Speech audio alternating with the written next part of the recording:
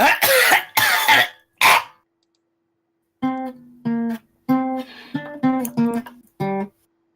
now time for the Philosophy Power Hour.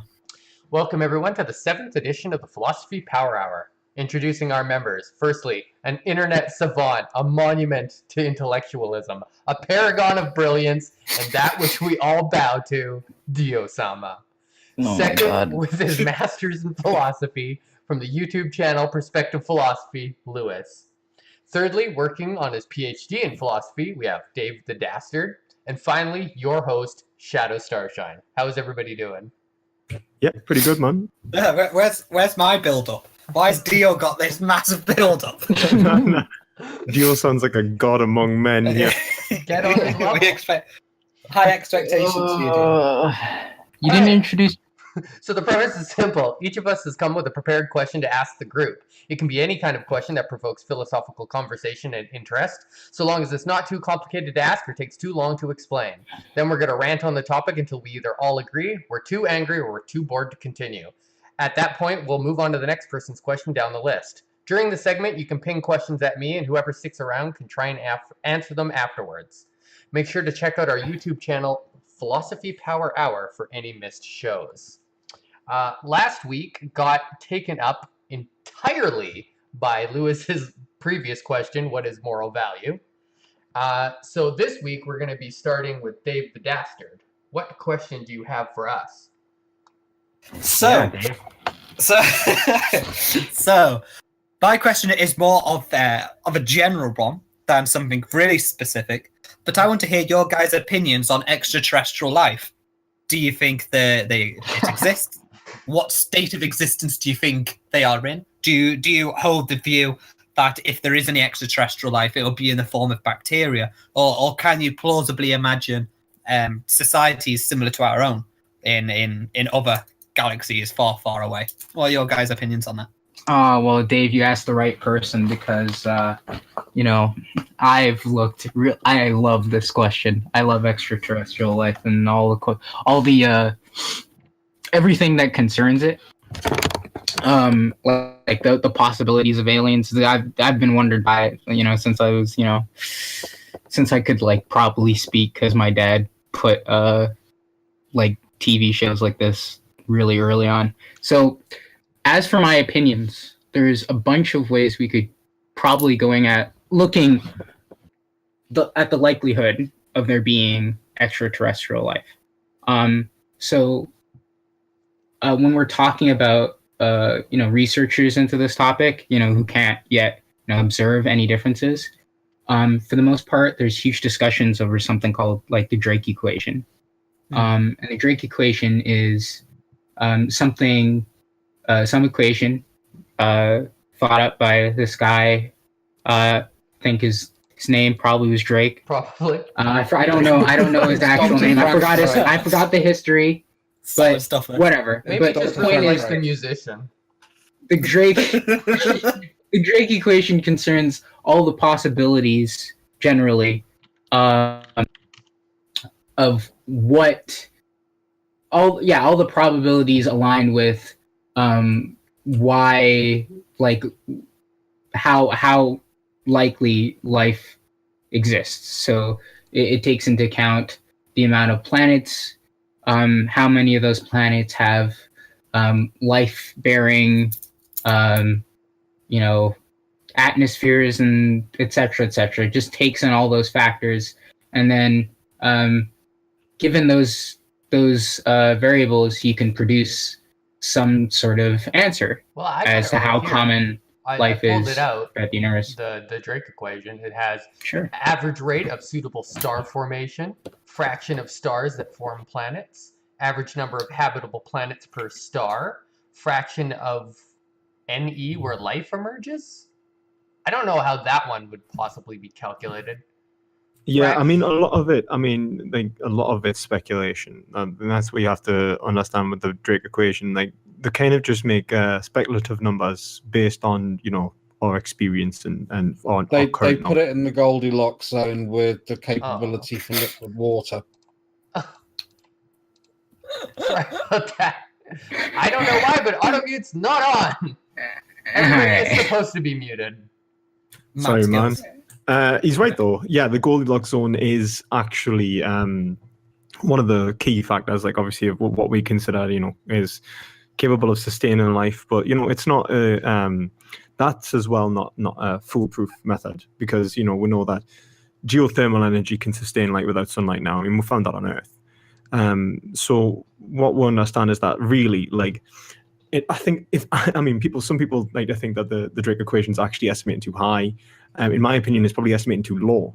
And not only that, it doesn't take into consideration, silicon and boron-based life. So really, I think that the likelihood of extraterrestrial life, at least in the form of bacteria, is 100% nearly. I would be incredibly surprised if there was not extraterrestrial life that was not bacteria, at least. When it comes to more advanced life forms, if you look at the way like life evolves, I mean, don't get me wrong, I'm no I'm no physicist or astrobiologist or whatever you'd need to be for this.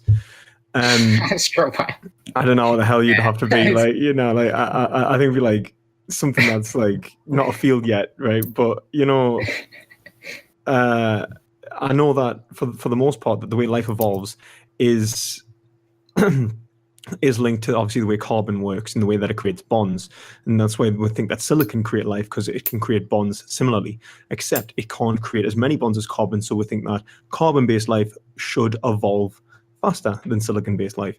On the other hand, there is also what's called boron, and boron forms clusters. But it's a rarer element. But obviously, with the expanse of the universe and the size of the universe, the chances of this happening, a boron-based life form coming about is very probable. And since it can form clusters, it probably would have evolved faster. So there's probably somewhere in the universe where there's a civilization that evolved far faster than us, and even silicon-based life that evolved before us. So there's a lot to take into consideration with extraterrestrial life. But I think it would be very unlikely that there wasn't extraterrestrial life, at least in the form of bacteria. And I would be shocked if there wasn't even more advanced animals and plant life in whatever form it may come. Well, I mean, I get what you mean by you're talking about single-celled organisms. I think that would probably be better to say than something like bacteria, because that's like eukaryotic cells and all that sort of stuff. Organelles. Well, yeah, single-celled organisms, but also I think the likelihood is that an evolutionary process would still occur. And I think, for example, the eye evolved 7 times, I think it is, independently on Earth alone. And I think that given the likelihood and the way that life works, like from what we've seen, I think the likelihood is that we'll probably see some complex forms of like evolutionary forms, like adapted to whatever environment it's in. I think one of the good signs that we've seen recently is how intelligent birds are.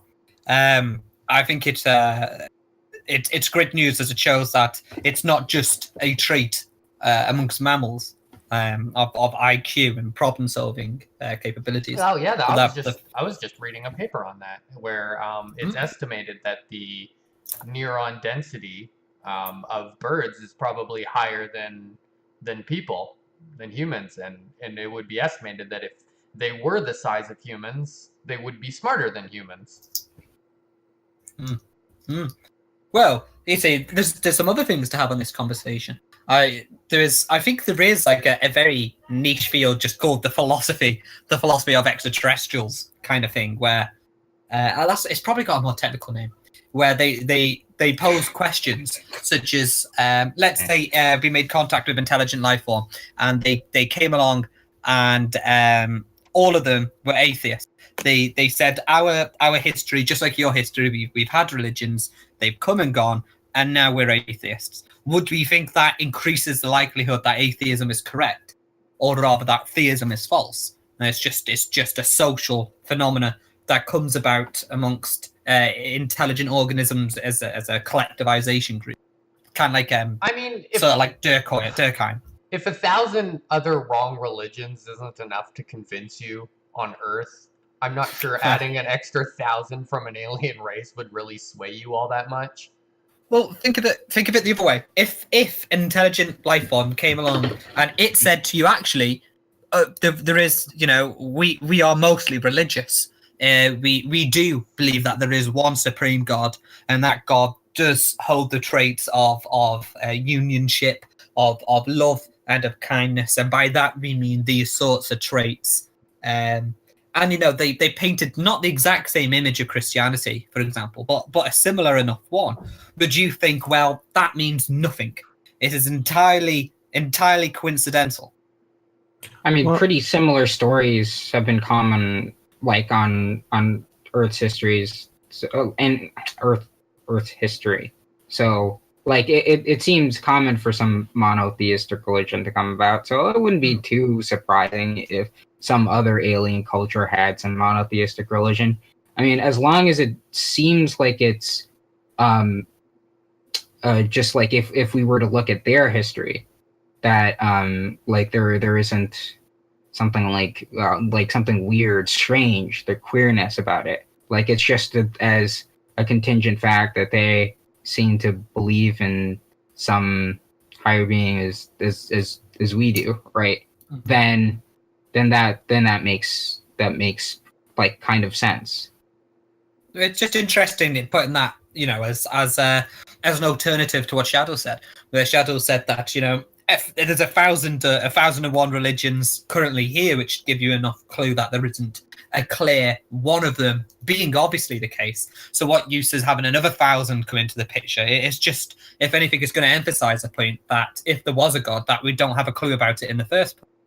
I was just wondering, some religions coming from an alien species, something like Jainism or just like a reverence for life, that kind of philosophy. I could see something like that coming about in every type of intelligent civilization. But if it was something so specific, like they basically had an exact replica of the Bible translated in an alien language, that would be weird. That would be fairly uncanny. I think I would have to take note of something like that.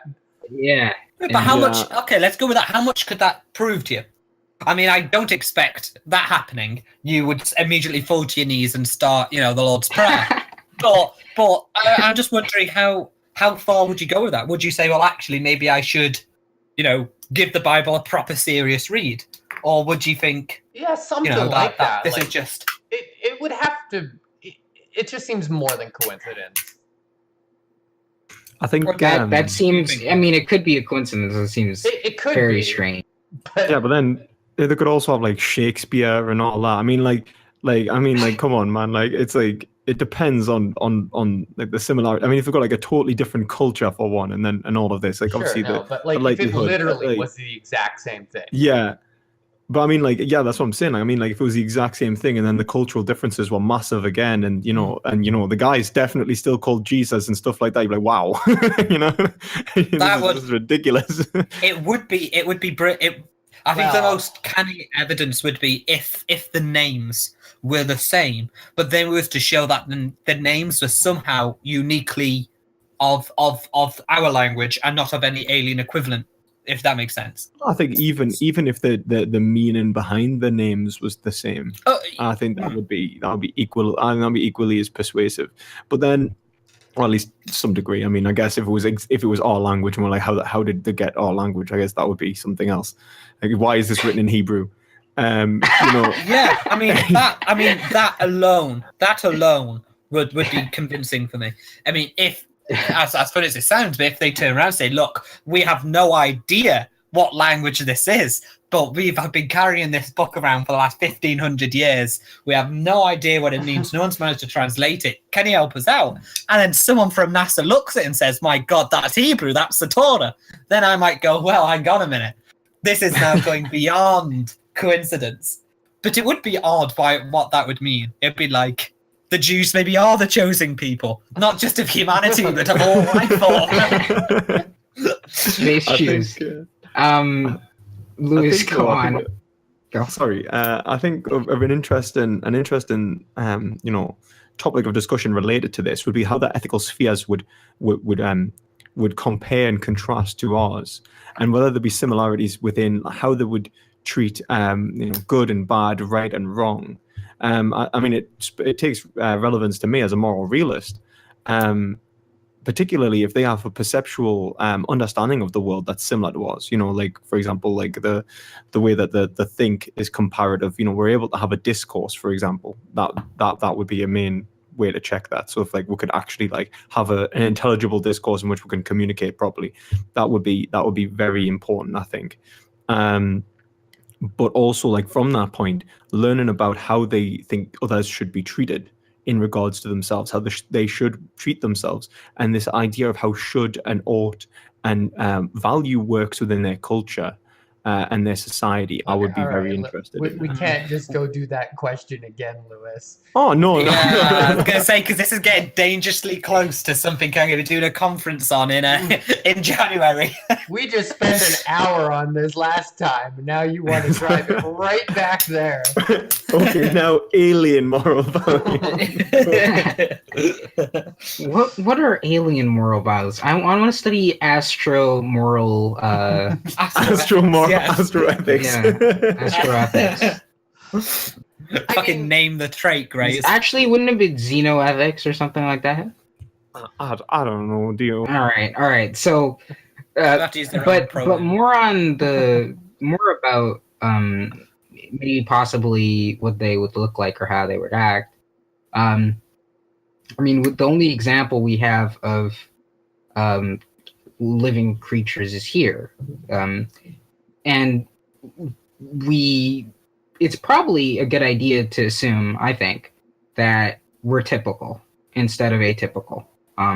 That's my opinion. I think that it makes more sense to think that we are what you'd usually find if there was life, rather than something that's quite strange. So the reason why I think that other life is probably carbon-based rather than not, like boron or silicon, just because the commonness of like carbon, like in the universe, it's incredibly common element. Silicon's more common, man. I'm pretty sure carbon is actually more common. I was looking at this. Somebody was saying carbon-based life forms are more likely. So you can look that up, though. That's interesting. But you can hear it. You can hear it being looked up as we talk. It seems like a rather easy question to figure out with Google. Yeah, just look that up. I mean, I'm not looking this up. Or is Shadow? Are you gonna be the like the person who's gonna like type things in while we're having a conversation? Fact checker. I've already done that. Fact checker. What did you find? I'm reading. You keep talking. All right, cool. So, whatever is more common, cool. But I think that it's probably safe to assume that whatever we are is what you'd likely find. Like, let's see, one of the reasons why. Oh, you said something about geothermal vents, like is giving energy, right? But we know that the sun gives a lot more energy than our geothermal vents do, right, onto the surface of the planet. So I think you'd find, like, early life forms definitely probably use geothermal vents. I mean, there's no evidence of them using, like, solar energy or them having the ability to process that sort of thing. So yeah, they probably use geothermal vents. That's how early life probably started. But as for most life in general, I think that there's probably huge survival incentives to use the sun as the source of power, just because it is such a large source of power. Almost like most planets where we probably find liquid water, right? I mean, we could probably think of other liquids that would produce energy, but I think that the lower and lower you go on the energy scale, you'd probably be less likely to find life, just because there's less chance of things kind of moving around in a sense. I looked it up. Silicon's more common. Carbon is more versatile. Okay. Yeah, that's what I was trying to say with the idea of the bonds. Like silicon, I think only creates one bond, carbon creates two, and then boron creates like clusters.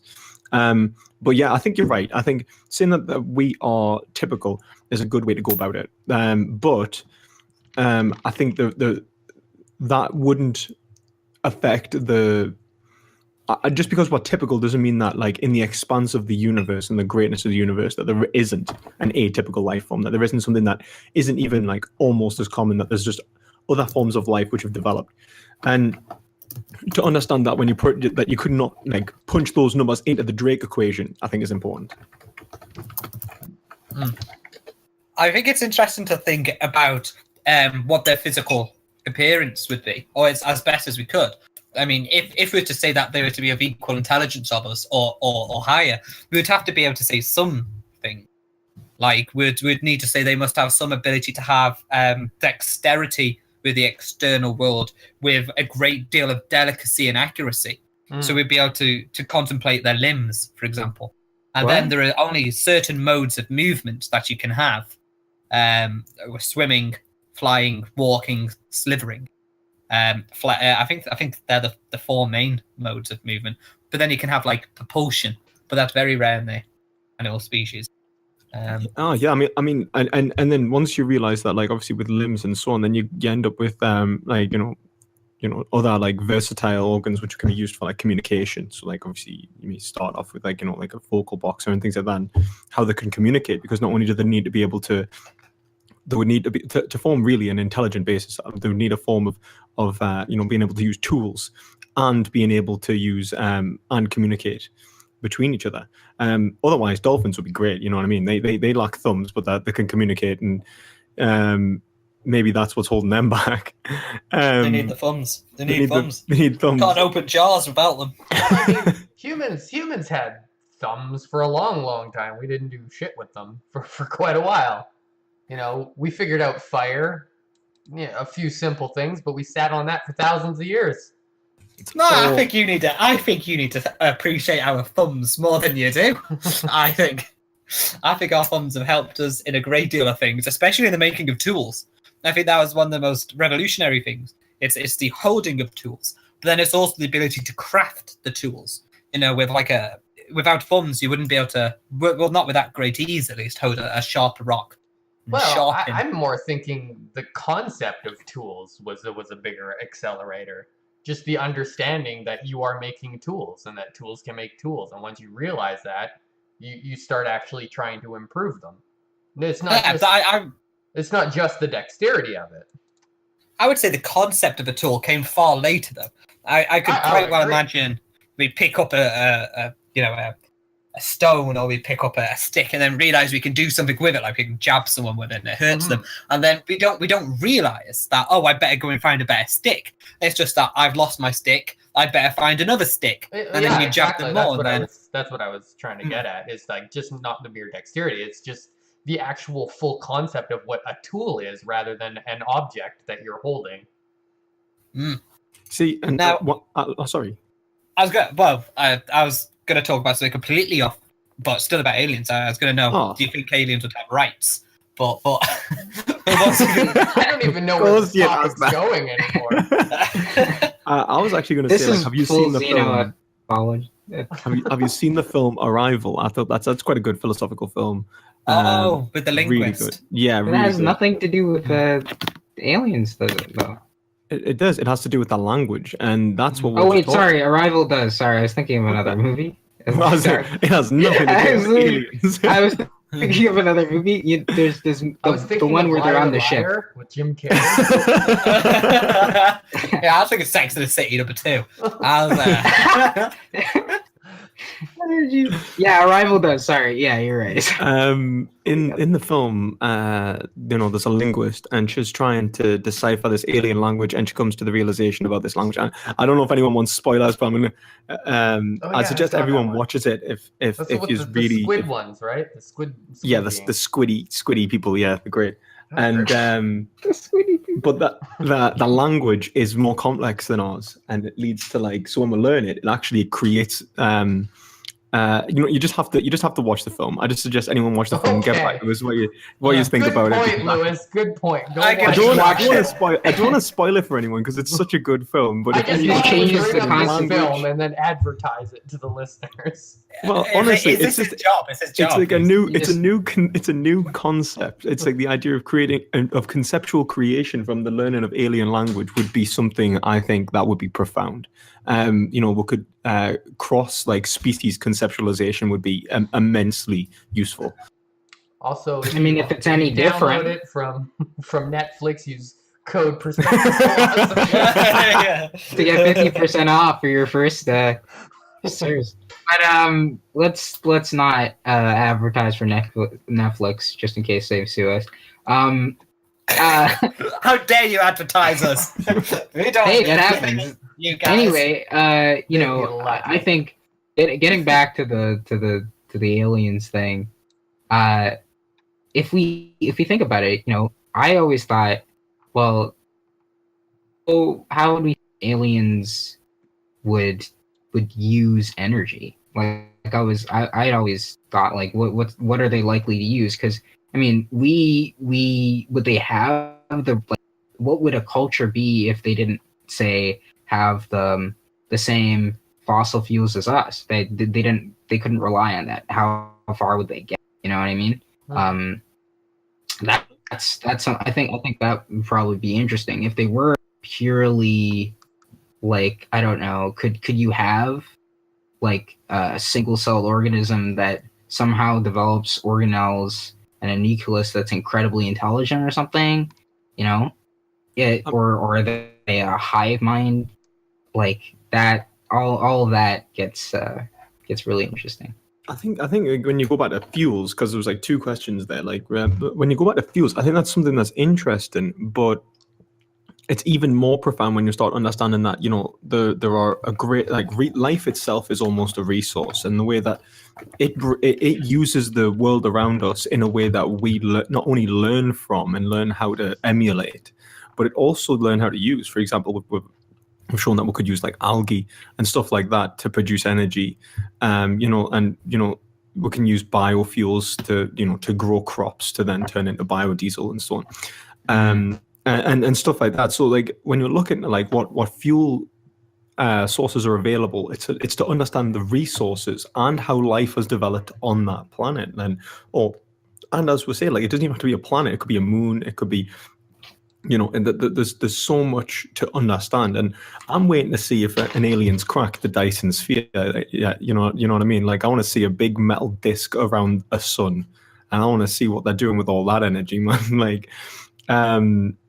you know, something that's you know, more profound than ours, in the sense that maybe it's more ecologically friendly, maybe it's more you know, it generates a larger amount of energy, or perhaps it's less advanced but and more harmful, and we can see that maybe there is at least a similarity between our cultures and theirs, in which case they're not really, you know, we're not the only species in the world that'll perpetually destroy itself because we're too scared to confront our economic format. And you know, these things would be nice to witness in another culture that isn't even of the same species, because it would show how, you know, how the understanding might be a universality that goes beyond language and maybe pre-exists language, and perhaps like maybe the conceptual creation of the world in universal grammar is something that wait a minute. That's understanding. What do you mean by because an understanding? Because the way I see it is that our understanding is definitely, you know, linked to the way in which we create linguistic concepts. These are specific mental abilities. Like language and understanding, the way that we process the world, are, you know, very, very closely linked. And a culture with a totally different language and totally different would seemingly have a very different way of thinking. But if there was like what Chomsky argues, you know, with universal grammar, and perhaps this existed in, you know, other species as well, and maybe like cross species, and will understand things in a similar way, perhaps it shows that even like the faculties of understanding can evolve independently, just as the eye has evolved independently, and so on. Okay. Well, I think there's a, before that. Wait, Shadow. There's a really, really interesting question, right? That brings some sort of existential crisis to this whole alien thing. Of course, it has to do with the fact that, you know, I think most of us agree that alien life is probably really common, but then, you know, why don't we see it, right? and that's the famous Fermi paradox, right? Yeah. So, Well, I mean, I So I think think- most I think of that's that a is pretty- just wrapped up in the fact that communication can only go so fast and so far. hmm you think?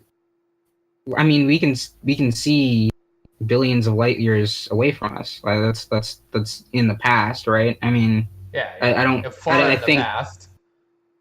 Yeah, but at the same time, I think if we'd expect life to be incredibly common, right? A few million light years in the past in every direction, right? I mean, I But I what think can you'd we expect to see, find Dio? something. What can we Uh, see? Right, we Dyson can farm, see. probably, right? You can hear you on the warpath when you start off like that.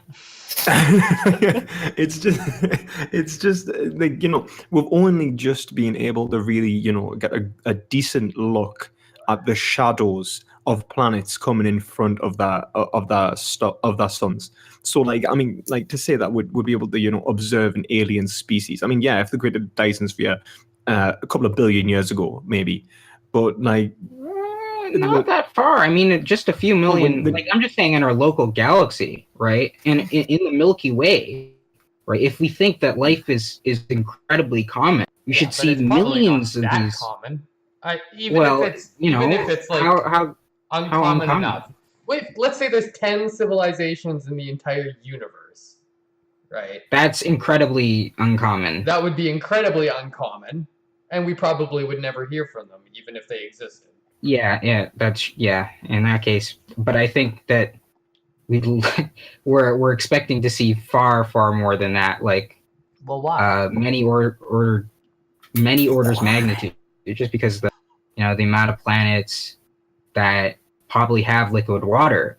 Before, when we couldn't see the shadows, when we couldn't estimate, for example, like the atmospheric composition of planets, right? Just from seeing how much they interfere with their local star's light. We can identify what are they called?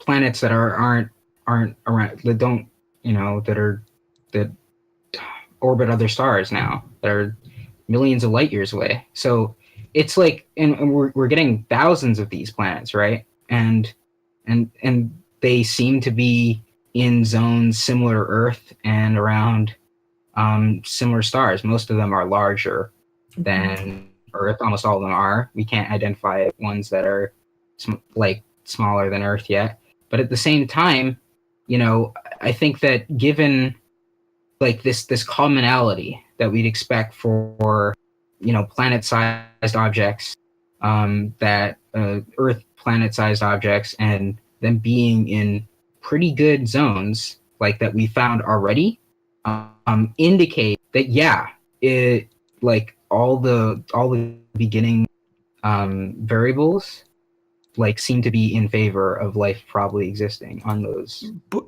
what the point is, Dio, what would we see at this point in time? Exoplanets. If we would, when we look at if we look at exoplanets, from like a great distance away, what can we see? Right, we'll be lucky if we understand atmospheric composition, and if perhaps we detected uncanny amounts of a certain element, which maybe we might expect to see from an advanced population or something like that. But even then, that can occur naturally. So, what are you expecting here? I mean, the only thing that we can expect, hopefully, to receive is a radio signal. That would be the.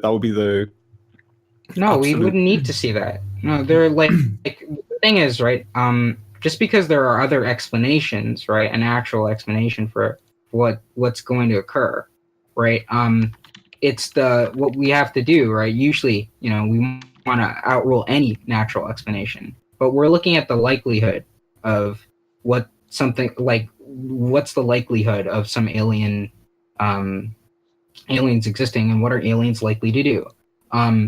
Well, given what we know about the universe, right, and what we know about ourselves, just the type of life we think is common, like our type of life, right? If we were to search for our type of life, right, we'd expect to actually probably see that in a lot of these exoplanets. Right, I don't think so. I completely doubt that. I mean, like, Why? Not only are you expecting to see it like millions of years ago, and depending on the distance, like the greater the distance, like the further away, like the longer it's taken, and it's Mhm. closer to the planet's formation, the less time the life's had to evolve, and we're not even accounting for the fact that these things can be destroyed and the Drake equation argues that they would only last around 10,000 years in the first place.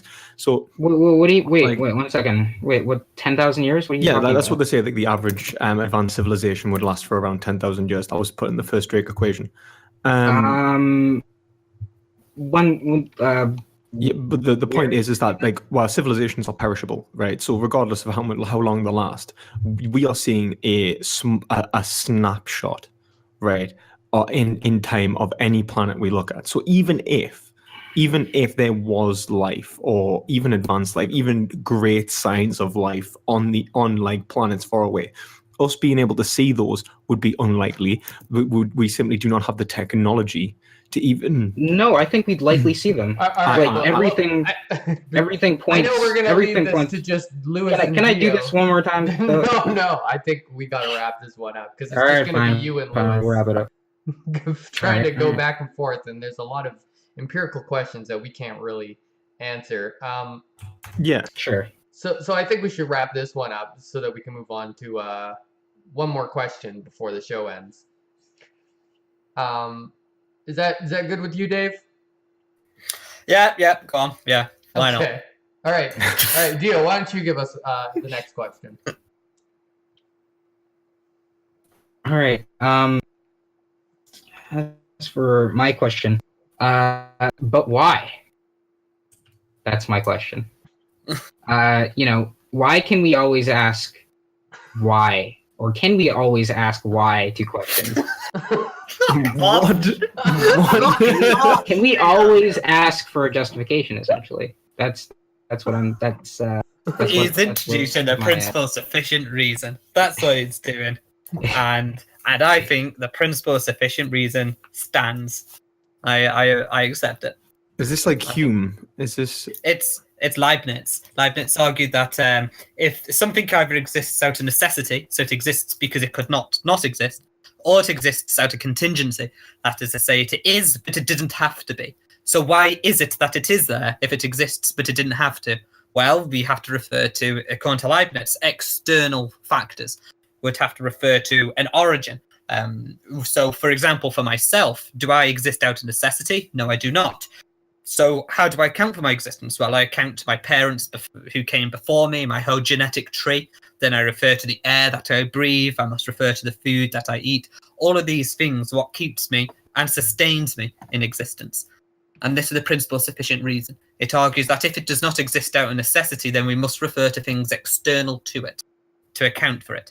And then the question is famously, well, does the universe exist out of necessity? If it does, then well, good. If it doesn't, then we must continue. And if we continue, we'd say, well, on what external to the universe must the universe rely on? And the argument then comes, to no surprise to you probably, God, that we must have a God from which all things come from. Something multiverse and just the infinite regress. Well, that's the thing. You would say, well, you either must accept the infinite regress, or you must go into the uncaused cause, the sort of argument. But then S.E. Coppleston came along and adapted the argument, and he says, well, if we was to have an infinite chain of contingent things, then that chain itself is contingent. So it still wouldn't suffice. You would need to have a sufficient reason for why there's an infinite regress. Peter Klein disagrees.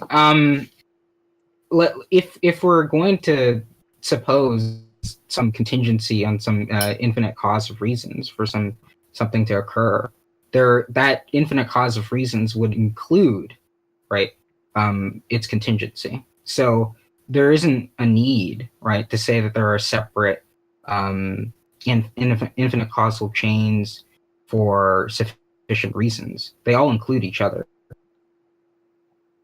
Every time I listen not to sure. these arguments, I get boggled down by this idea of contingency.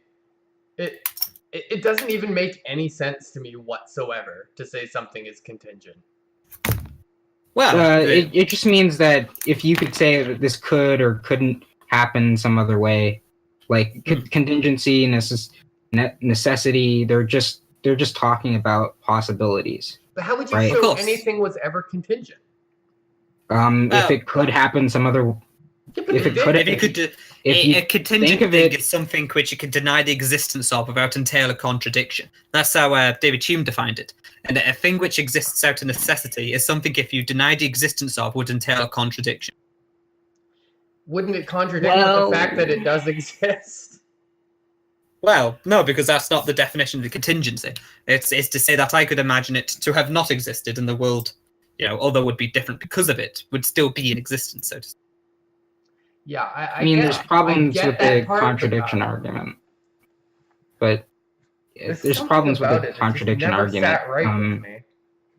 You see, how far back? So if we go right to the back, and we'll say if we go down to Descartes and we'll say okay, I am, I exist, and we end up with just existence. Could we ever say that existence is in any way even questionable? I don't think it is. I think What do you mean we've got to take existence is question? I don't think for example the fact that existence is there. I don't think is it necessarily.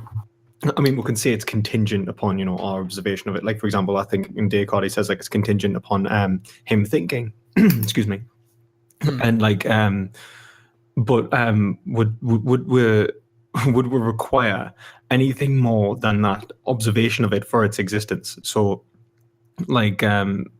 that's what existence is, really, isn't it? It's the constant question and the answer that composed against each other. That's the way I see it, and I think that to even speculate on something not existing, it does seem contradictory. I don't think you can have Really? I think the concept of nothingness is empty. But I don't, I mean, without the getting too concept far of down, nothingness being empty, that seems like exactly what you'd expect. No, but I mean, But nothing. yeah, of course, but it seems almost logically inconsistent with what. So I don't know, but we'd want to make a distinction between saying that when we talk about contingencies and necessities, when we talk about the state descriptions of the state of existence, and then a description of the manner by which something is true. So something exists out of necessity is a description that it couldn't not exist. But then to make a comment about it does not mean that comment must necessarily be true or be contingently true onto an observation. That's now a different use of the term. I think Leibniz introduced this. I can't remember now because it's been a while since I've done Leibniz. But I think he called it truths of reason and truths of fact, or something. He made a distinction I just started between reading them. them on myself. I just started reading them myself because he does stuff on moral probability. I think I was reading something on that. But yeah, I wouldn't want to go too far into that because, as I say, I can't quite remember it all. But yes, it's unless we was to say that some things just come into existence for no reason at all. They come from nowhere without a cause. Then we'd say, well, something could be contingent. But then to say, well, why is it there? Then we could just refer to the fact that, well, it didn't come from anywhere. It just popped into existence, and that would pretty much disperse the conversation. Does anyone think. Does anyone know Vico? I think it's Vico. Is it Vico? The New Sciences. Because he in that argues about two types of logic and how philosophy came about, and he argues that it comes from like poetry and stuff in that. But really, what he argues in this really is that there is two types of logic. I mean, this is a very probably a very terrible reading of him because it was very hard to read and it was late at night when I was reading it.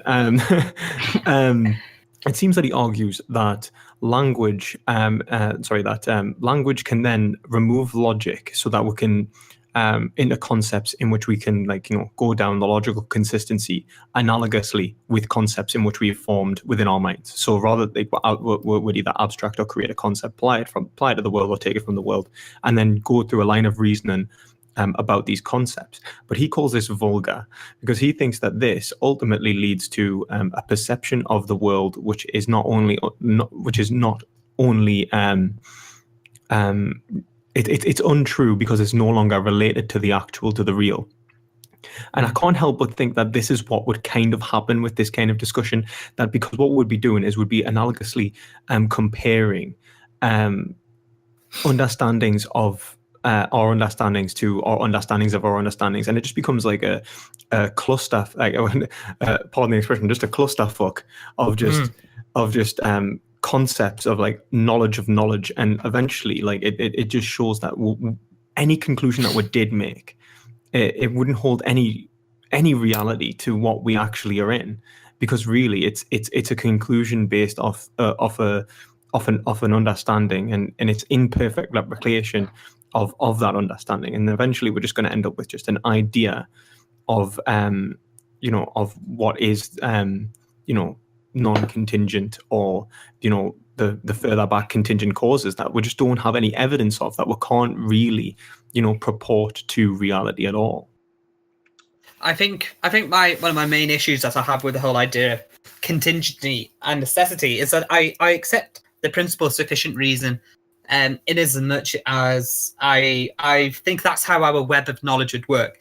If we was to think of building up a system of knowledge as a web, where one idea relates to another, I think that a principle of sufficient reason attitude of looking back and organizing sequences and that sort of, where did it come from, how did it get there, where did those things come from, would seem to be reasonable. But the problem I have with it is it can pretty much be summarized in Kant's criticism of the ontological argument, where existence is a state of being. It's not a property of an object. And to say something exists out of necessity, which would mean that to deny its existence would entail a contradiction, would be bizarre. Because if a contingent thing was in existence, then if I denied its existence, I too would be entailing a contradiction. So it is certainly existing. It's necessarily existing if it exists. But that does not mean it could not exist. That's a separate statement to be made. And that separate statement to be made must be supposed to be a property of the object itself. That is to say, it is ontological. So when we say, well, the part of God's definition is that he cannot not exist. It's necessary that he exists, and that's how we know he exists. And then, of course, Kant's ontological criticism rebutes that. We just say, well, existence, something first must exist to have descriptions made of it, rather than it exists and then existence is a description made upon it. Those are his reason there. I think is just the case. So, well, I think at most that when people talk about right, at least in what sort of thing is being supposed in predicate logic when you say there exists such object, it most seems like there exists such object in that you can talk about it. So perhaps the object exists semantically, but that's about it. So if you were to say there exists some object, right, of which has the property of existence, you're actually talking about some different type of existence. You couldn't be talking about it in the same sense. You're talking about some sort of existence that is here in the actual world, right? So that's quite different from saying that you couldn't talk about, for example, some object, right, that you can't talk about, right? And that seems problematic. Yeah, but that itself. Yet I'm doing yes, so. I agree, but I would say, for first, in what you say, that I think is undoubtedly the case, in the sense that to say a property of X is that it can't be spoken about is a liar paradox, because I've just spoken about it. So how could that be true? So so without going back into previous discussions on that, I think that's the case. But I think yes. Yeah. I think as soon as you make a reference point, then it becomes semantically in existence, because we refer to it through language. So then yeah, I would say if A, then A, and so there is A. But it depends. Then we can get ourselves confused into language games, where we could start to hold a discussion about A, where it starts to slip from just linguistic existence into as if an abstract existence. So like the spirit. Wittgenstein talks about this when he says, when we use a spirit, the word spirit is when we talk about a thing as if we want to treat it as if it has a body, but of course we know it doesn't. So like justice, he says, we treat it as if it's a spirit. We say that the hand of justice fell decisively, today. These ideas of anthropomorphizing it, the justice was swift and it was righteous. We treat it as if there's the spirit of a dance as well, or the spirit of Christ. When we talk about his message and it lives on, and we refer to it as if it's a dance, that it lingers and that it draws us in, and it's beautiful. And the problem is that although A might be true as a reference point semantically, is that when we bundle it with other semantical words, when we start to describe justice as elegant or righteous, we start to anthropomorphize justice beyond just a semantic reference point. We start to embody it with virtues and values, and then it starts to seep into a different sort of conversation. It starts to become a metaphysical conversation. Well, I mean, I suppose that your semantic concept of justice could sufficiently include these sorts of things. But when we talk about its properties, right?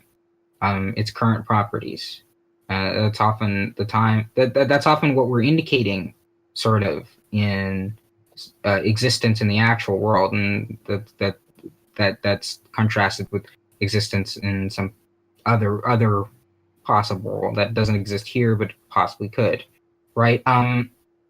That sense of existence, right? And I think we've gotten I just realized this, but you just took my topic. But yeah, when we think of existence in the sense of it being a semantic object, and then we talk about properties of that semantic object, I think we've run into further problems, because if we already defined it as a semantic object, then perhaps some property of existence is somewhat of like talking about the location of such an object. And I think that if we were to say that if A exists semantically, then A exists here, would be kind of like a similar formulation of what is the ontological argument, that if it exists in any sense, it exists in the sense that it's here in this location in our actual world. But is such a property possible?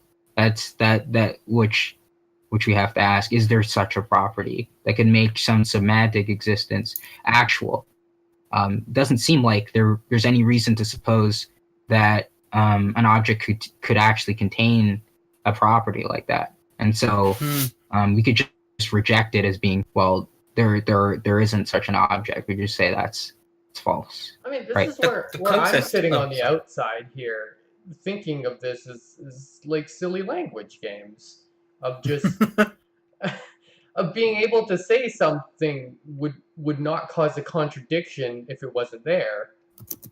It's really only in a conceptual level. It's like to say that I can conceptualize it not being there, but it actually not being there metaphysically while it's being there is just on a non-semantical level a contradiction. That is what a contradiction would be. So I mean, it's it depends. interesting. It depends, Yes. because I was just going to say it's the law of identity, isn't it? So it depends on what we're identified as in the first place. So if we say that yes, it's there as a faculty of our experience, then yes, it's there. If we say that it's there in reality, regardless of our perception of it, then that's the question we need to ask. Well, sure, but that's that's going a whole different route, right? And this whole thing is whether or not we can conceptually get rid of it and not have our entire logic system break down. Well, sure, but who cares? Like, what does that tell us about the world? I don't know if that would be a contradiction. See, this is sorry. Sure, I'm just going to say this is kind of why I brought up Vico in the first place, because I think it's this kind of stuff where he almost sees it as vulgar. It's like why? What's the point? Like, you've become so out of touch with reality that it's just that it's no longer relevant to what philosophy's like overall goal is. The purpose of philosophy is no longer like tied into this, because you're not actually purporting any reality. You're just purporting a possibility of a possibility. Yeah. I mean, we do that all the time. No, but we do that all the time, though. Like we talk, like philosophy talks about the possibilities of of certain possibilities all the time. I mean, and I don't see anything wrong with it. It's just the nature of thought that in we general, continue. No, I don't. But like this talk about necessary contingent thing. Like, is it possible that that your dog could have an anus for a mouth instead of a mouth for an anus? Like this is just like, is that integral to the nature of dogs in general? I mean, that's just kind of what happens. I mean, I don't really think of these as problems so much as just the way we think about objects. We can just suppose objects have certain properties, and then we can think of them in different ways, and we throw a whole bunch of like different understandings of them and come to different conclusions about objects. Oh, what's so strange about that? A whole bunch of different fields do it. They do that about other humans. I could imagine a detective trying to solve a crime by just throwing on a persona, just that's completely, off the cuff, onto a potential victim or onto a potential guilty party, and just go, well, what if the murderer was like this? How would that make us think about the evidence we're finding? And it's at times I could think that to be destructive and problematic. Could you be forever misinterpreting things or running down red herrings? But on the other hand, I could understand that to be trained, and it could be at times of merit to try to just say, well, let's just imagine without any evidence at all that the husband did it. What if the husband killed her? What could he have got out of this? What is it? What if he is mentally ill and we haven't realized yet? I think at times we do ask these questions, and when we actually find out what the truth is, we find why the question we asked is so deeply offensive to people and so off the mark. But I think it's just how humans think. We have no control over it. We just go looking for patterns. And one of the ways we look for patterns, I think, sometimes is just go, well, what if I compare it to this idea? I'll just come up with a brand new idea and just compare it to that and see if I learn anything new. Yeah, well, I think that's the realm in which we disparage the whole idea of that. Like, obviously, I think there's merit, but when it comes to trying to figure out something's contingent or necessary or not, it just doesn't speak towards reality. I don't. I mean, it does. A useful conception of figuring out whether a god created anything or whether just stuff is there. I mean, it doesn't have to be about a god. I mean, this could be about anything, right? When we're talking about contingent and necessity, right? We could be talking about your parents. We could be talking about whether your dog went outside or not. It's just possibilities. We're just talking about what could be possible. The realm of possibility. Like it's. But where in the realm of possibility could matter? To destroy like not be there. The relation of possibility to our reality. Utility. The ability to actually, the destruction of possibility in relation to reality is the destruction of decisions in the first place. I mean, there's a whole range of choices we have to make in life, which to suppose a choice in the first place is to suppose possibilities, things that could happen that we haven't chosen, right? That to destroy possibility in the first place is destroy choice. Yeah, but I think the point that Shadow's getting is that the inevitability of possibility is the reality that you're given. So that like you are given, you are in the situation. Because so long as if you were, I can't erase that. There's just I am. There's no possible way I can say, well, if I wasn't experiencing that, then I could imagine it. Well, so what if I could imagine it? I'm still experiencing it. I can't erase that. That doesn't invalidate anything. Well, the thing is, right, is if we can do it about small objects, I don't see why there would be any reason to delineate between other objects that we've thought of and our own self-object. But these are only thoughts. These aren't. You can do that. I mean, that's the amazingness of abstraction, that you can put it to anything that you can think about. Yeah, but this is the thing, right? Like, I think this is valuable. Right? I do not think this is like totally not valuable. But what I think is that it needs to be tied into like some sort of like when like Dave said if it was trained, like the investigator, like, well, what if it was the husband, and we'll go down. There is a purpose to that, and I think abstract thinking without purpose is the problem. I don't want to go down a line of questions which no longer have any reality to. What do you mean any reality to them? Not like as any principle- value to sorry. Let's say the principle of sufficient reason isn't supposed to be in of itself an answer. It is in a way a direction for you to go inquiring. It's for you to know, well, there are some things which you need to go and when you're inquiring about it, you need to go external to it, and then at one point you'll realize you've got yourself a sufficient reason.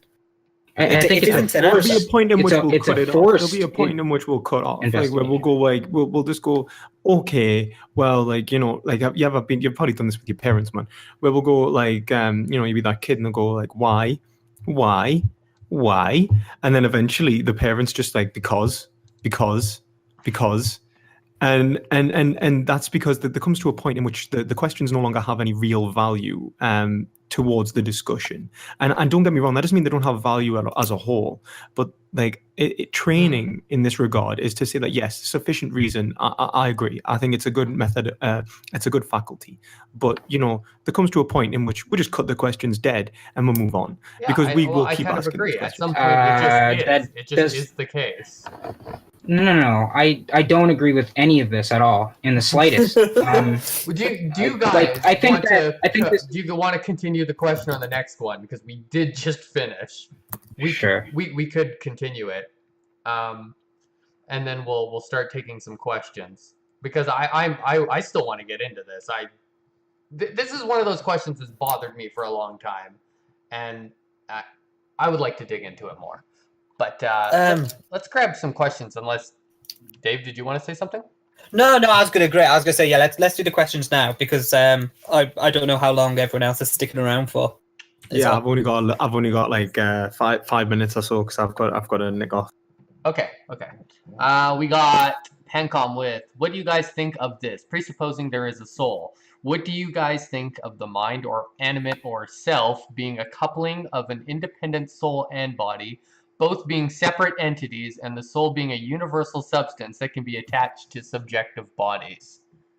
Jesus, man, where have you been reading these things? Like, wait, you're like what was that like question? Tibetan jungle or something, reading an old scribed manuscript. Do you want me to read it again, Dio? Wow. Yeah, just read it again. Go for it. I know one area that's like that, though. I do know one potential response. It's found in Hinduism again. I'll have to look up the name, but they accept that there is a material realm and that there is a spiritual realm, and they argue that the mind is the bridge that links the two together, and that's why they focus so much on meditation. Because they accept that the mind is linked to the material, because, you know, the sorts of foods you eat alters the state of mind you're in. But then they also accept that in your dreams, for example, or in your imagination, the gods can visit you. So they think that the mind trained is a good bridge. I feel like either the soul is defined as something so trivial that it doesn't matter whether it exists or not, or it is saying too much. Wow.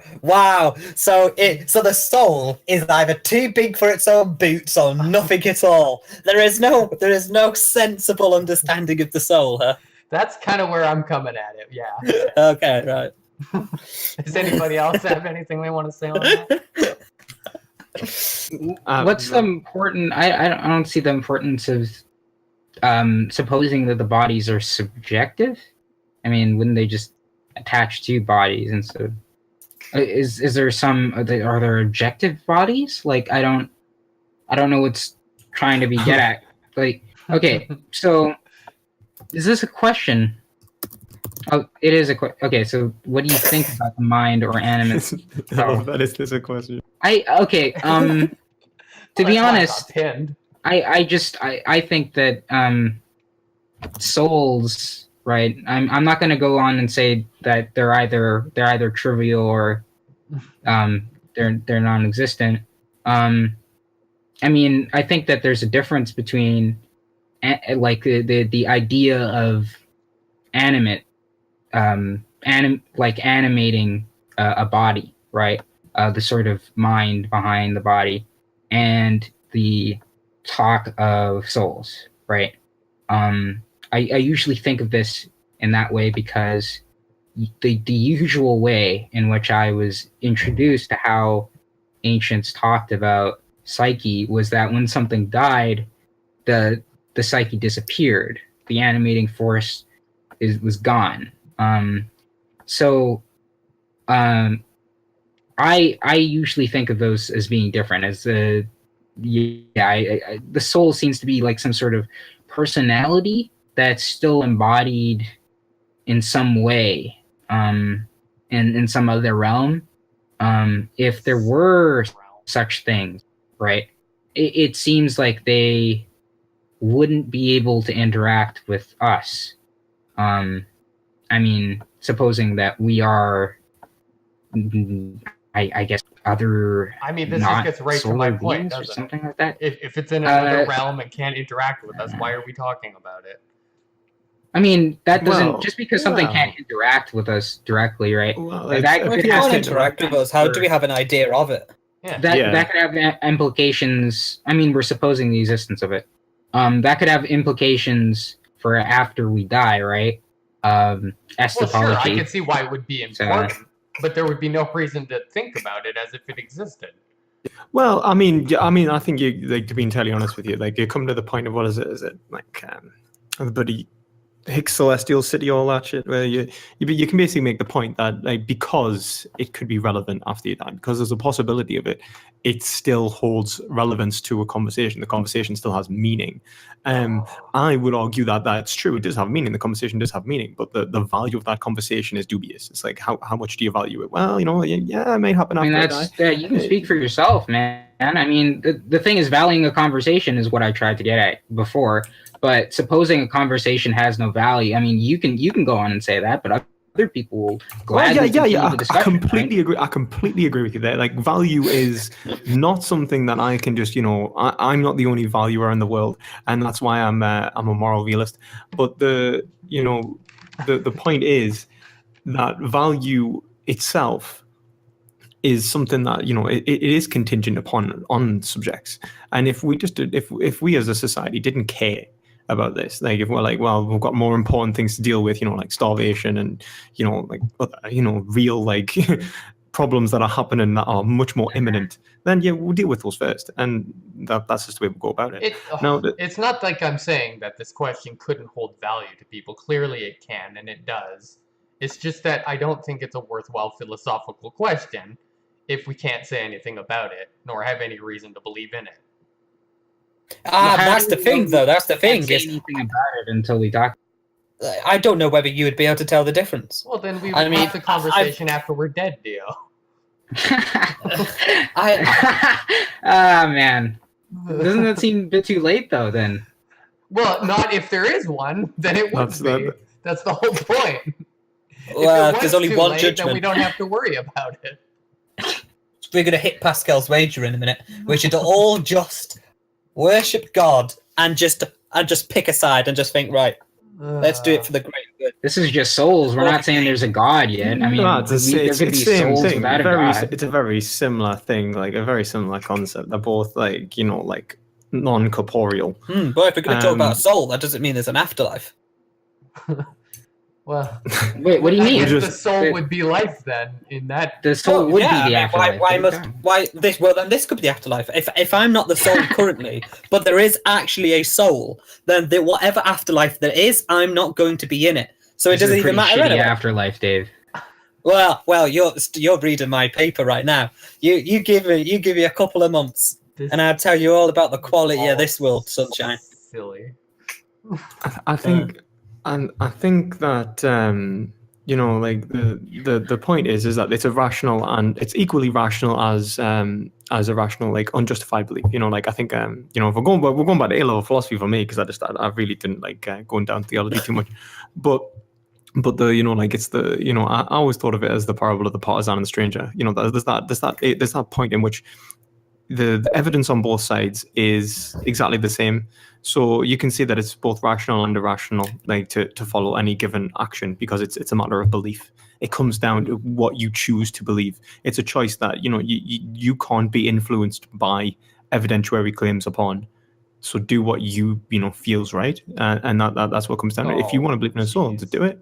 Oh no, that's fine. Like so long as it doesn't It's cause like not any fine. issue, it is fine. Like so long, like for example, that doesn't justify then your belief in a soul, like saying that because I believe in souls that I can go murder people, or that I believe in souls that I can go and donate my whole life to this existential belief in a soul because they might possibly be the X outcome. Well, it would Like, the change point is, murder, wouldn't it? Murder wouldn't be the same thing as ending someone forever. See, there you go. Right, no, there's an actual worthwhile matter here. Okay. I mean, I think it would still take. I think it would still. It would just be a change. I'm going to change you by putting this knife in you. Whoa! No, that's Whoa. for the same reason you've just raised earlier. It's that if we are not the soul currently, then whatever damage you're doing to me, you're still doing to me and not the soul. So it is still a problem. I would just say, well, if I die and what my conscious agent is now is somehow separate and distinct from what the soul is, and that soul is immortal, then yeah, you're not even harming the soul. You're harming all of me. So whatever the soul is never a justification to what you can do to me, because I'm not the soul. Unless you can say I am the soul, and then it is a worthwhile discussion, and the existence of the soul isn't trivial. So you can't have it both ways, I don't think, Shadow. No, Would I ever say... It's not trivial. I never said it would be trivial because of the consequences. Obviously, the consequences are not trivial. I'm saying it's a trivial question because we can't say anything about it. I mean, well, I think would we you can say say things about it. I mean, we're just saying things about it right now. We're talking about the consequences of it, but we can't talk about the actuality. Yeah, I think Shadow's trying to show that there's a distinction between contingent and non-contingent language. Yeah, okay, yeah, this has value within this conversation or in any given sphere of a language game, but it doesn't necessarily have value in an empirical sense or a rational sense. There's no conclusions that we can actually gain from this. It's an unfalsifiable question, and I think that's the route that he's going down. Yeah. Well, hey, look at this then. We found juice out of our discussion on contingencies and non-contingencies, Shadow. Oh, how about that? All right, I'm going to go to the next question before I get angry. Sure. Why are we the only intelligent species on Earth out of the billions of species throughout Earth's history? Clearly, intelligent life is rare. Well, okay. It depends on what you mean by intelligent life. That's exactly what I was about to say. Because if intelligence is just, your brain processing data and making decisions, then there's a ton of intelligence life on this planet. So I would need to understand by what metric you're talking about intelligent.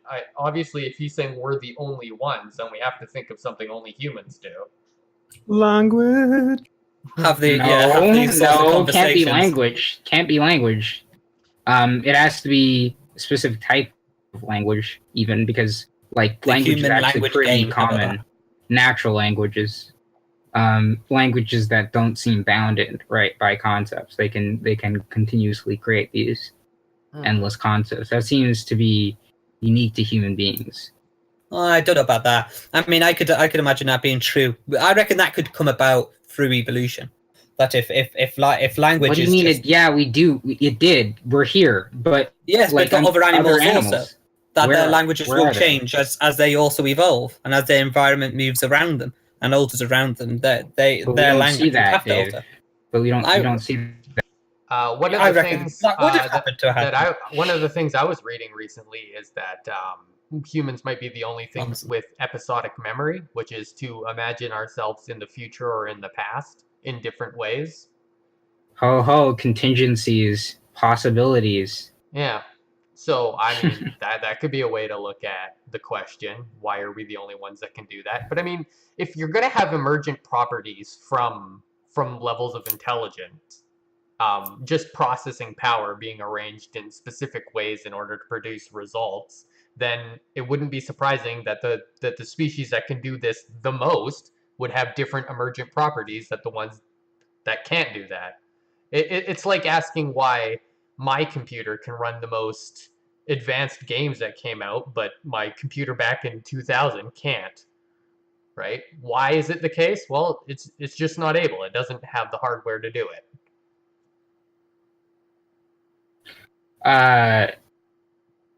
Yeah. So what you're saying is that there's it's like, if we're looking at it in a computational sense, it's a combination of I've got to go in a second, but there's a combination between the software and the hardware that produces this human faculty of conceptualization that allows for methods and methodologies and understandings of the world, like ways of thinking, which are foreign to other life forms. So when we say intelligent, like what we're really saying in this case is that we're talking about highly conceptualized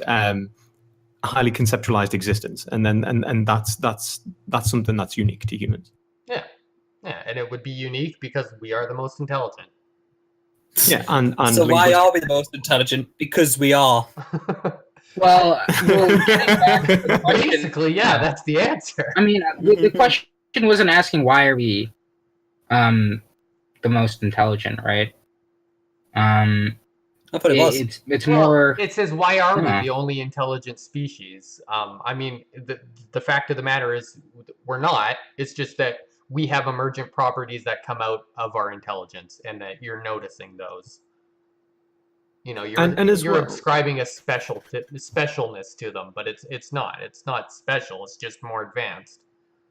Are we the only intelligent species anyway? I mean, like, not only was the other forms of like Homo sapien, like Homo erectus and stuff, but they didn't go through the cognitive revolution.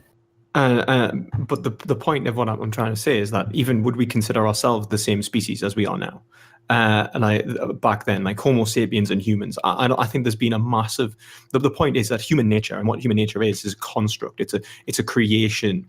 It's not something that is just an emergent property from just the biology. It's had an artificial element, and the act of conceptualizing the world has actually changed what we are and how we function. Watch Arrival, guys. You'll love it. It's great. Okay. All right. Get 15% off at Plex to get a free episode. But seriously, did you fulfill your contractual obligation? I'm gonna say it 2 more times. Now from our sponsor. Next question. Yeah, sure. We'll do the next question. I'm gonna go over for the next question, guys. But it was nice chatting to everyone. All right, see you, Lewis. Thanks for being on the show. Oh, you're a good lad. Let's get rid of him. I'm joking.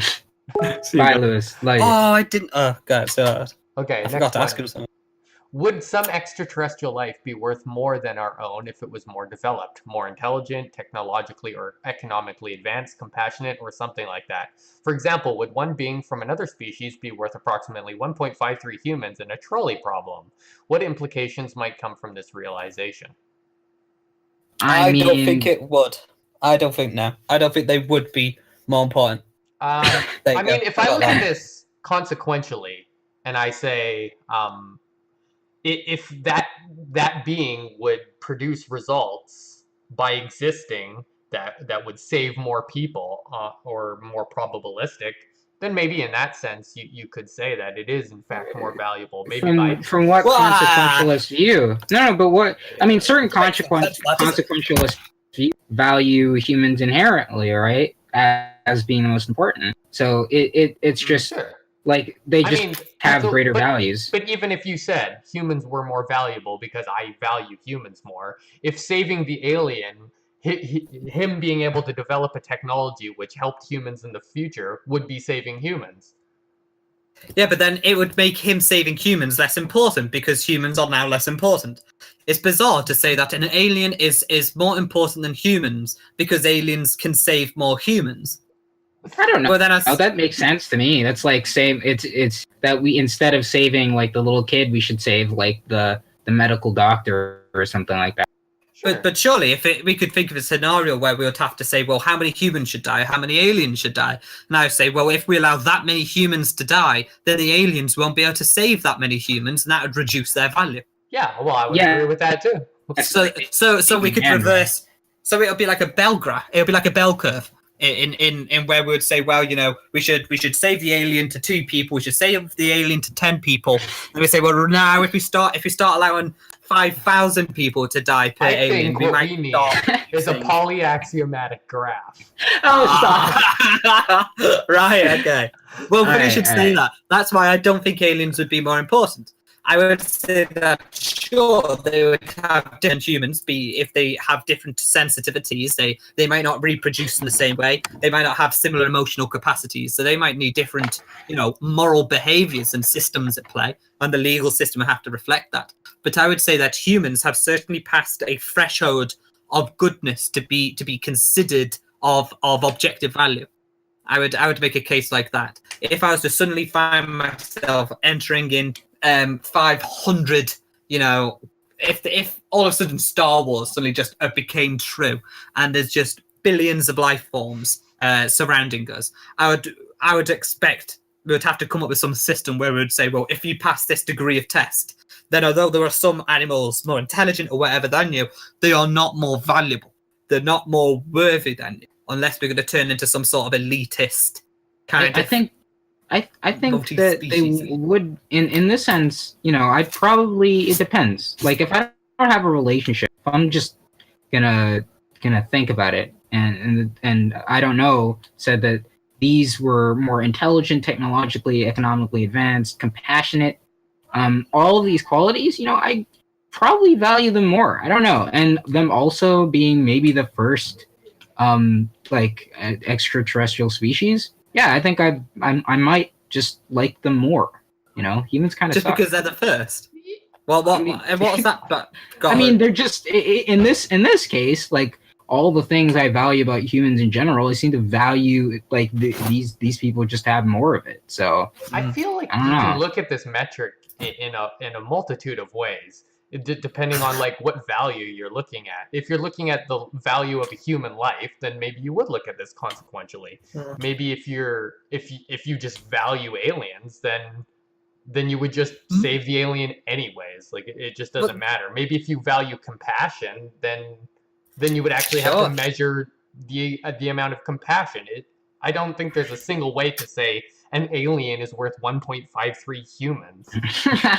The aliens might actually could ascribe some value to aliens that would be 1.53 in some economic calculation. You would the aliens might come get down all your and values out before being able to figure out what this is. The aliens might just come down and say, actually, humans are far more valuable than what humans actually think they are. They might say we're an endangered species, and for that reason, we have special protective status because we're still an unadvanced society. They might say something like that. They might also say, well, of all of the extraterrestrial life forms there are, humans are the only ones who have invented art. None of us have ever thought of making music. I doubt that. And I don't think we've invented art at all. I don't think we even have art. I doubt the hypothetical aliens did that.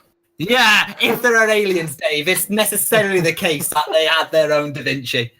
Nah, I mean that we might be unique, of the intelligent enough life forms to make artwork, to be the ones who can actually pick up sound. And we don't use radar or some other form of communication. And for that reason alone, we're the only ones who've invented music. Not that they're not intelligent enough to do it, but they lack the senses. It might be more along those lines. And they might say, well, that's value, despite our limited intelligence. Right. Well, then that would be your value of the capacity to do something like that. Whereas, if the aliens, well, it would be their value. But certainly, the construction workers, the aliens not going to care about our music. You can't tell me. You can't tell me that. Hey, they could. That is actually a good argument. Actually, they wouldn't really care about our music if they can hear it. They might care. I don't know. We don't know how they care about things. They might say, well, just because I can't appreciate it doesn't mean I'm not going to care for it for the sake of others. That's a true. bizarre argument. But at the same time, there's just sort of a thing like, remember what was it? There was this old thing that you actually sent to us, Shadow. This old question. It was something like, if they took psychological energy or telepathic energy from us. Yeah, like in this case, that would kind of be like music. Like in this case, like just following with my own values, and I think that not being able to appreciate something kind of was a bummer. So when it comes to I guess you have this ability to perceive this whole new world of art. Great. probably just think not we're being able to lying. do that. I mean, I don't think that. I reckon they would I can hear music. how much It's a interest do real blind thing. people have in visual art? Like, that's like, I mean, we could look at real world examples and just think of the relations. Like, do they have that much value in visual art? If blind people ruled the world, how much would they grant to visual arts? I don't think. I'm just thinking it wouldn't be a lot. We'll have to. I'm kind of the same opinion, yeah. I think these are like trivial, childlike points. I don't think it addresses the issue. It kind of misses forgets that if we're talking about alien life that is far more intelligent than ours, they would be able to quickly recognize that humans are having experiences or reporting a sort of experience that they are not having. I'd likely have the means to try to create a form of technology to reproduce it. So they would like humans, we discovered at one point we never knew sonar was a thing. Then we discovered that it was a thing. Then we found out that other animals use it that don't have eyes or are very blind, like bats. And then we create technology that can pick up and utilize sonar.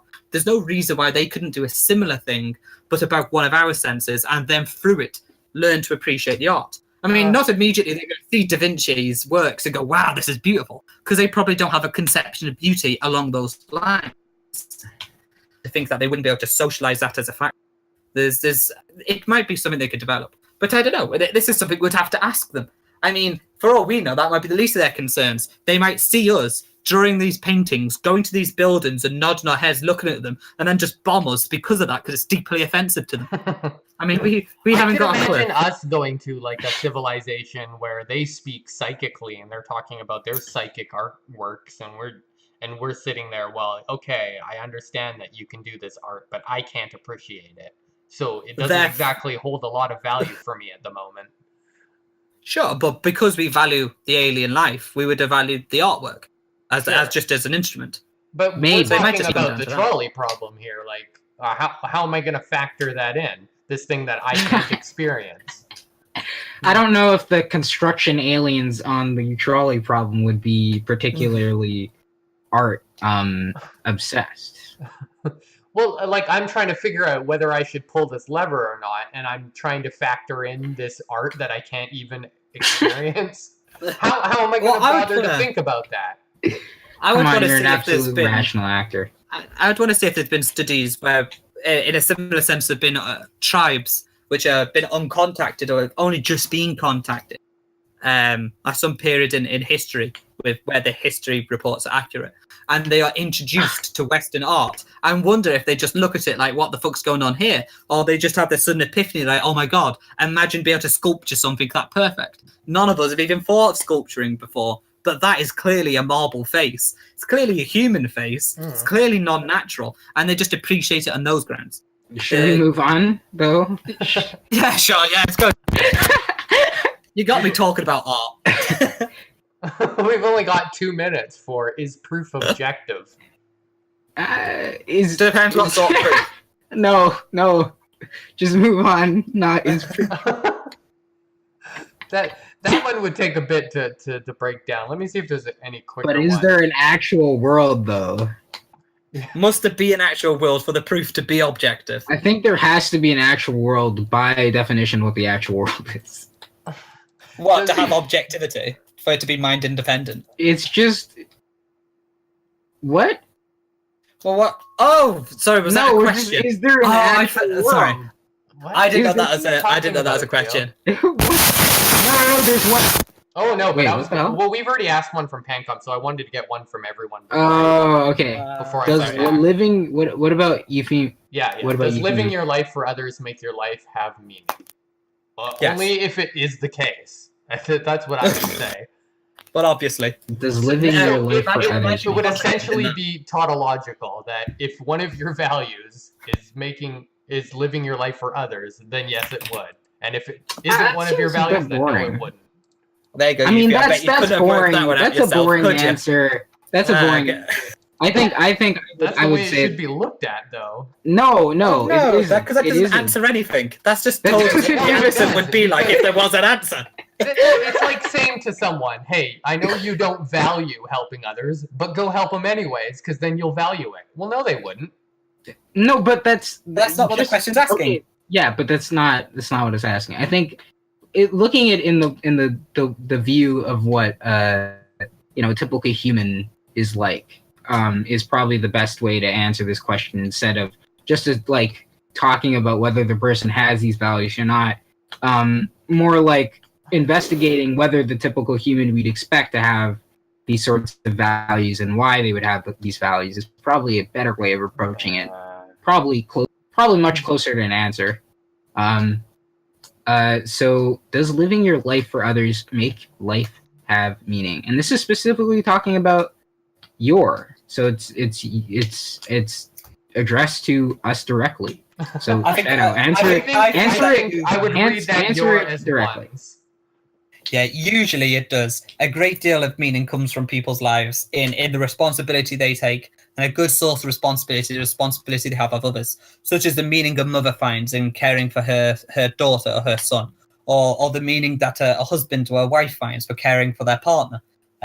It often comes in the responsibilities we carry on to others. But that's not the sole source of meaning. But at times, meaning can be negative from what you have upon another. So there are occasions where someone could become a burden to you, or a drain, or an economic liability, and things like that. And then it can be very, very distraughting, especially when a family a severe illness, and it gets to a point where caring for them becomes a financial, an emotional, and a psychological burden upon you. And then you need to deal with the choice of seeking for help. And then when you do so, you feel as if you're abandoning them, and then you feel a sense of torment, of guilt, and irresponsibility. And these things are clear indicators that, for certain, whether we like it or not, the care that we put onto the lives of others certainly does bring meaning upon our own lives. And it's not always for the good or not always for the bad. But I think that's the more difficult task. It's being able to turn bad into the good, or at least trying to find a balance between the two. But that's my 2 pence on it. I mean, it wouldn't even necessarily just apply to people either. We pick up pets, and taking care of our pets give us meaning too. For sure. And the fact that people who care about their pets so much often refer to their pets as if they're part of the family, as if it's like their son or their daughter, which seems to suggest objects themselves here could possess some meaning for us. I mean, if you just think of all the objects that are involved in our life, do they actually give meaning to our life? I mean, of course we have to ascribe certain meanings to them, but it's an incredibly natural thing to do, to ascribe meanings for things, even I suppose negative meanings, as you would say, burdens. But I think that there is certainly something that's possibly larger in compass, right, than mere negative or positive meanings to things, right? The total lack, I suppose, that feeling of the total lack of meaning when you're engaged in some sort of project or with somebody else, certainly does seem to be present in a lot of people's lives, and I don't think that immediately just emerges from taking care of other people, and in fact, it can devolve into possibly taking away even more meaning from your life when you're engaged with others, and not engaging with yourself. A lot of people spend all their time talking about issues that other people have, including how they might resolve those issues, right? Well, I think, but what never talking about is what you're saying, that it's like it's not inherent. introspection. it's not inherent to taking care of someone. You know, there's always something else attached to that understanding of what that means to take care of someone. Yes, but also the sense of living your life for other people. I think that a lot of the times, if we're going to think about what sort of living through other people means, it can possibly be incredibly draining. Your life of meaning, when you're not thinking, I think, of that statement you just said can really be taken two different ways, really, where you're saying I'm living my life for someone else. In one sense, that could mean just I'm not taking care of myself. I'm not caring about the things that are valuable to me. And then in another sense, that could mean I'm very altruistic. I'm such a good person for me to do such things like this, that this gives my life value. And it's very Sartrean, this. It's a difference between being for another and being for yourself, and having bad faith. There's a problem about. There's a difference between finding meaning in helping other people, and then there's the danger of forming your identity around the responsibility you have for others. Because if you form your identity and it becomes integral to you, and it becomes absolutely the fixed point of reference of who you are, and that is to keep care of a certain person, then when that certain person either dies or becomes better, then your identity becomes redundant. You're no longer the caregiver once they're dead. And that's the existential crisis, is that you don't have an identity anymore. And that's when it becomes very dangerous. And you probably get people who will start poisoning them, you know, just to keep them a little bit ill. Oh yes, this is a big thing in psychoanalysis, that we often harm those that we love to ensure that they keep coming to us for the care that we can give them, because we identify ourselves as the caregiver. So in sickness and in health, so I'll keep sickening you so I can give you the health again. And it's an unhealthy relationship, but it's how a lot of things happen like that. When altruism goes too far. Oh man, I desperately want to write a paper on this. This is something that really interests me. Okay, so I think that's going to be the end of the show. We've hit the mark, well, actually a little bit past it. So I'm going to thank everybody for all their questions. Sorry, I just saw Socrates. Lacan is dying right now at this armchair psychoanalysis. Well, speaking of Lacan, doing some, armchair psychoanalysis, I mean. And I'm going to thank my guests, Dave and Dio, for being on the show, and Lewis, who is not with us anymore. Yes, the absent man. Louis St. Mill. And goodbye to everybody, and that's the end of the show.